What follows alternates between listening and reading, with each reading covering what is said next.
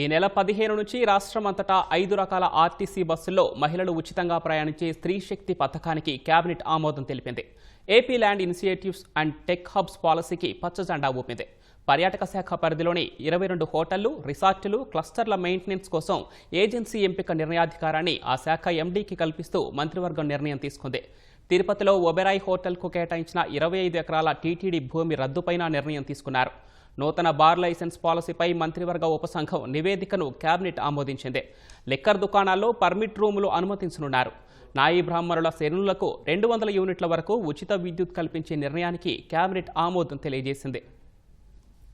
ఉచిత బస్సు ఏదైతే ఉందో దాన్ని ఈ నెల 15వ తారీఖు నుంచి ప్రారంభించబోతున్నామని చెప్పేసి చెప్పడానికి సంతోషిస్తున్నామని చెప్పేసి మనం చేస్తాం.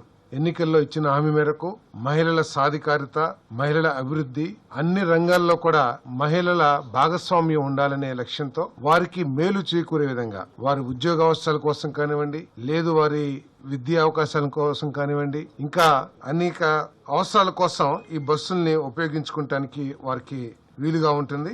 ఈ ఉచిత బస్సు పథకానికి ముఖ్యమంత్రి గారు స్త్రీ శక్తి అని చెప్పేసి నామకరణం కూడా చేయడం జరిగిందని చెప్పేసి మనం చేస్తాను. దాన్ని కేబినెట్ ఆమోదించడం కూడా జరిగింది. ఈ పథకం పేరు స్త్రీ శక్తి. లోకేష్ గారు, మా ప్రీతమ యువనేత లోకేష్ గారి చొరవతో ఈ పథకాన్ని రాష్ట్రం మొత్తం కూడా అమలు చేయడానికి నిర్ణయం తీసుకున్నారని చెప్పేసి కూడా నేను మనవి చేస్తాను. ఈ పథకం ద్వారా ప్రభుత్వానికి 1942 కోట్ల రూపాయలు, నెలకి 122 కోట్ల రూపాయలు భారం పడుతుందని చెప్పేసి కూడా నేను ఈ సందర్భంగా తెలియజేస్తున్నాను. మరి దాదాపు 75% బస్సుల్లో ఏపీఎస్ఆర్టీసీ రవాణా చేస్తున్న దాదాపు 11,200 బస్సుల్లో దాదాపు 11,449 బస్సుల్లో 8,456 బస్సుల్లో ఈ ఉచిత బస్సు పథకం అనేది అమలు కాబోతుందని చెప్పేసి కూడా ఈ సందర్భంగా తెలియజేస్తాను. మరి ఇటువంటి పథకం దేశంలో కేవలం ఢిల్లీ, పంజాబ్, తమిళనాడు, కర్ణాటక, తెలంగాణలో మాత్రమే మరి ఈ పథకం అమలవుతుంది. వారికంటే కూడా మెరుగైన పథకంగా మన ఈ స్త్రీ శక్తిని రూపుదిద్దడం జరిగిందని చెప్పేసి కూడా నేను మనవి చేస్తాను. నేను దాదాపు సంవత్సరానికి 142 లక్షల మంది మహిళలు ఈ పథకాన్ని వినియోగించుకునే అవకాశం కూడా ఉంటుందని చెప్పేసి ఈ సందర్భంగా నేను తెలియజేస్తాను.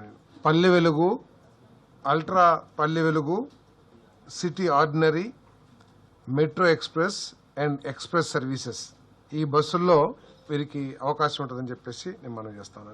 ప్రతి ఫ్యామిలీకి కూడా నెలకి 800 నుంచి 1000 రూపాయలు సేవ్ అవుతుందని చెప్పేసి కూడా ఒక ఎస్టిమేషన్.